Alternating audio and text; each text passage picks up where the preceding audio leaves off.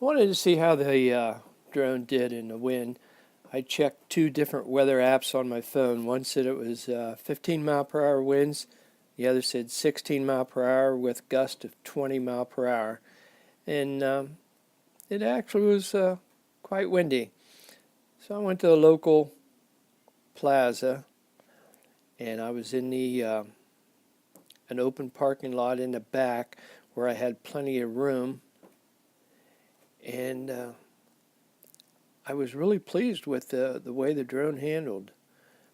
I was actually surprised. I was recording in 1080p, and it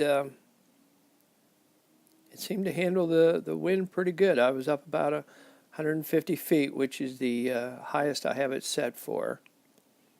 But near the ground and up at 150 feet, there was very little movement, and it stayed right there. All in all, I'm very pleased with the Yuneec Breeze 4K. It flies very well, does everything I expect it to do.